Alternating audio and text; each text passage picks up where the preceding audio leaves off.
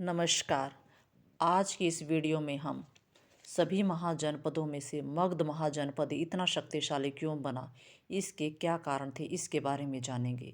जैसा कि हम सब जानते हैं कि महाजनपद काल में 16 महाजनपदों का उदय हुआ था और इन महाजनपदों में से मगध महाजनपद ही सबसे शक्तिशाली बनकर उभरा था।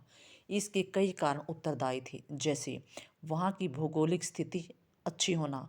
मगध जो कि बिहार में स्थित है, उसके जिसमें आधुनिक पटना व गया के जिले आते हैं। जो मगध बहुत ही समृद्ध व शक्तिशाली था, क्योंकि यह एक तरफ तो 5 पहाड़ियों से घिरा हुआ था और दूसरी तरफ यह 3 नदियों से घिरा हुआ था।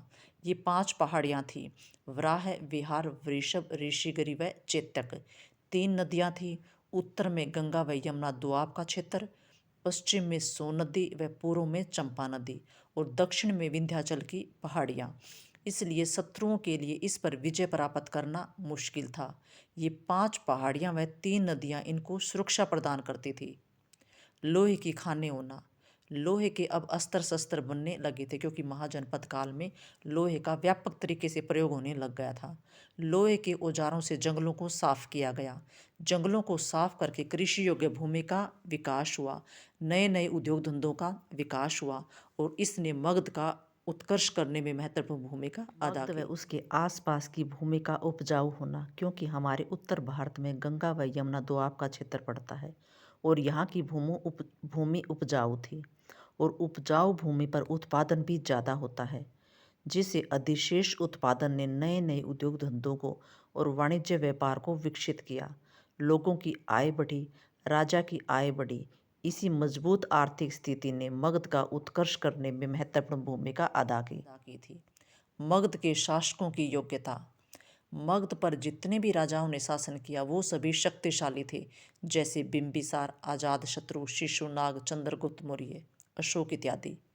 इन मजबूत शासकों ने अपने अपने समय में, यानी जब जब इन्होंने शासन किया, उस समय मगध का विकास करने की तरफ पूरा पूरा ध्यान दिया। मगध के शासकों के अलावा, यानी यहाँ के राजा महाराजाओं के अलावा, इनके द्वारा नियुक्त किए गए मंत्री अमात्य वो भी शासकों के प्रति वफादार थे, जैसे बिंबिसार का मंत्री वस्कार, अजातशत्रु का मंत्री सुनिथ, चंद्रगुप्त का कौटिल्य। इन्होंने भी मगध का उत्थान करने में पूरा सहयोग किया। मगध के आसपास के क्षेत्रों में हाथियों की प्रचुरता थी, यानी यहाँ के जंगलों में हाथी प्रचुर मात्रा में थे और हाथी का प्रयोग सेना में किया जाता था। गज सेना तो बड़े बड़े किलों को बड़ी आसानी से तोड़ देती थी।